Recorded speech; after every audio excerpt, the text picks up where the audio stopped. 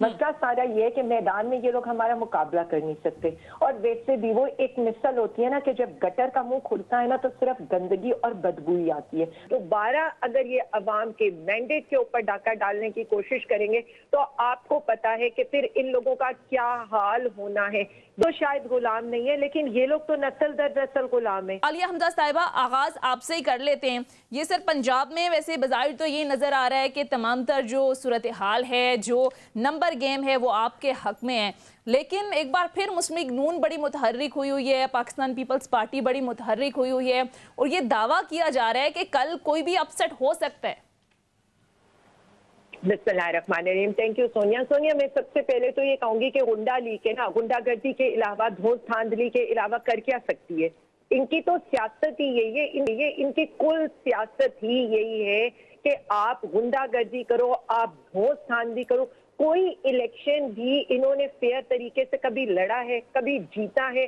मैं तो सिर्फ इतना कहूंगी, पहले ये एक मिस एडवेंचर करके देख चुके हैं 9 अप्रैल को, और उन 3.5 महीनों की सजा ये पूरी पाकिस्तानी कौम भुगत रही है। अब दोबारा अगर ये अवाम के मैंडेट के ऊपर डाका डालने की कोशिश करेंगे तो आपको पता है कि फिर इन लोगों का क्या हाल होना है। देखें, ये लोग ये समझ नहीं रहे कि अवाम इन्हें मुस्तरद कर चुकी है। अवाम ये लोटा क्रेसी, हॉर्स ट्रेडिंग की सियासत को मुस्तरद कर चुकी है। अवाम अब वो 1980s में रहने वाली अवाम नहीं है। अब ये सोशल मीडिया का जमाना है, यहाँ पर एक एक चीज नोट हो रही होती है।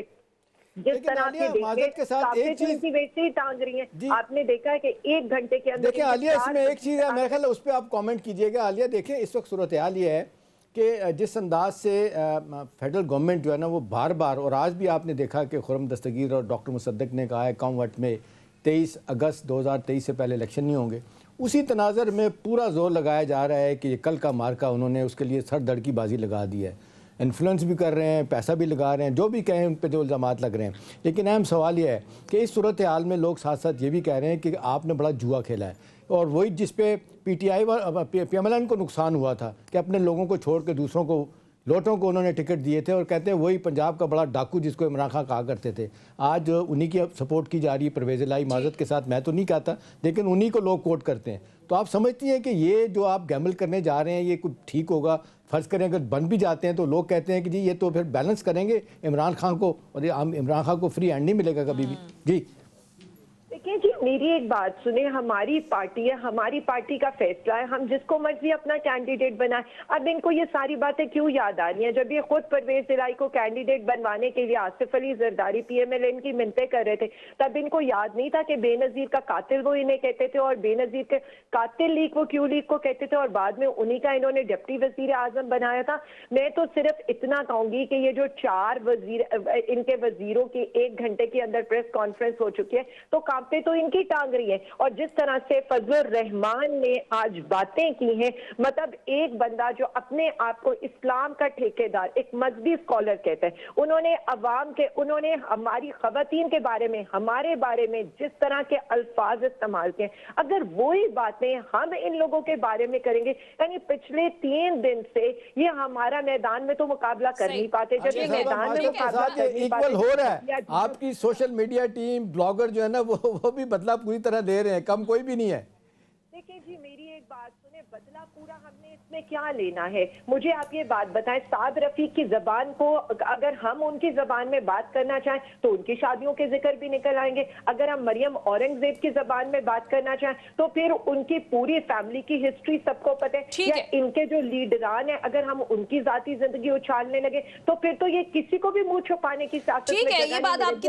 और फजलुर रहमान की सियासत किससे ढकी छुपी है कि जिस तरह से औरत की हुक्मरानी को नाजायज करार देते हैं, ये कोई भी जमात करे, गाली कल्चर इसका खात्मा होना चाहिए। बिल्कुल आलिया हमजा साहब, कुछ नजर तो इसी तरह से आ रहा है कि कल आप अपना वजीर आला मुंतखब कर लेंगे, उसके बाद आगे स्ट्रैटेजी क्या होगी? कुछ खबरें ये भी आ रही थी कि पंजाब में फतह के बाद PTI विफाक का भी रुख करेगी, और इस हवाले से परवेज खटक साहब की सरबराही में एक कमेटी भी बना दी गई है जो हुकूमती इत्तेहादियों से राबिता करेगी। तो नेक्स्ट स्ट्रैटेजी क्या है आपकी?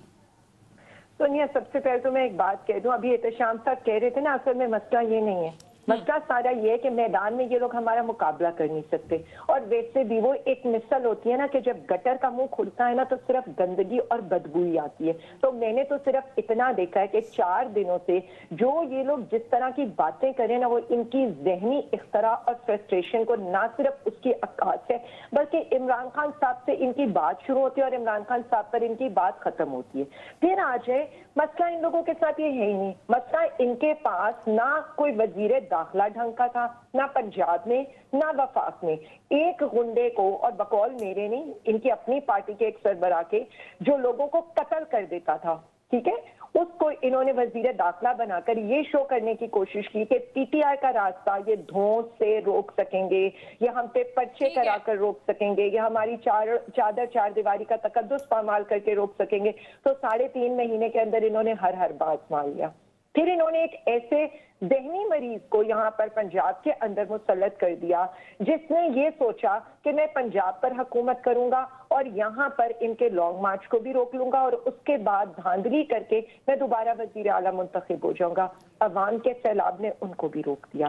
अब मसला ये नहीं है, अब मसला ये है कि यहाँ पर वो जो एक जरदारी जिसे सबसे भारी कहते थे, जैसे आप आजकल सब पाकिस्तान की सबसे बड़ी बीमारी कह रहे हैं, वो चौधरी शुजात के कदमों में गिरे हुए हैं। दूसरे इनके लोगों को खरीदने पर लगे हुए हैं और बाकी लोग जो है वो बैठकर प्रेस कॉन्फ्रेंसेस करके हमारी पार्टी पे हम लोगों के ऊपर जिस तरह के कीचड़ उछाल रहे हैं। मैं सबसे पहले तो कहूंगी कि ये नहीं होना चाहिए। ठीक है, आपका पॉइंट आ गया एहतशाम साहब। अभी जलील शरकपुरी साहब की एक ऑडियो मंजर आम पर आती है, उस पर तो कोई डिनाई भी नहीं किया वाज़ेह तौर पर शेख रशीद साहब ने, बल्कि एक जगह तो उन्होंने कहा मैंने ये मजाक में कहा।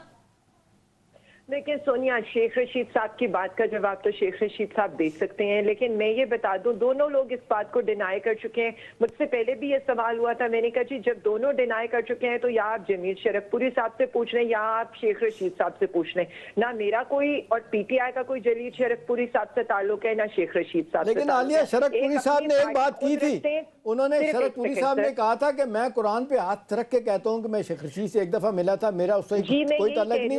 उन्होंने ये नहीं कहा कुरान पे हाथ रख के ये कहें कि जी मैंने पैसे नहीं लिए, ये नहीं कहा उन्होंने। जी वो दोनों डिनाई कर चुके हैं, उनके और उनका मौक़िफ़ वो बेहतर दे सकते हैं। मैं अपनी बात पर बात करती हूँ। जो इन्होंने हमें कहा क्या हम गुलाम हैं, जी हम तो शायद गुलाम नहीं है, लेकिन ये लोग तो नस्ल दर नस्ल गुलाम है, क्योंकि एक बड़ा भाई वजीर आजम बनता है, छोटा भाई वजीर आला बनता है, ये कहते हैं यस सर, और वहां जो है वो करप्शन करता है, या आगे से नारे लगाते हैं और वो कहता है खाता है तो लगाता भी है, या आगे से नारे लगाते हैं शेर आया। वो 2 दफा इनको दगा देकर बाहर भाग जाता है, एक दफा बीमारी के बहाने, दूसरी दफा डील करके जद्दा भाग जाता है, वापस आता है तो ये कहते हैं शेर आया, फिर ये कहते हैं हम कोई गुलाम है। यहाँ पर बाप वजीर आजम बन जाता है, बेटा वजीर आला बन जाता है, पूरी पार्टी में इनको कोई बंदा नजर नहीं आता जो वजीर आला का कैंडिडेट हो या वजीर आजम का कैंडिडेट हो।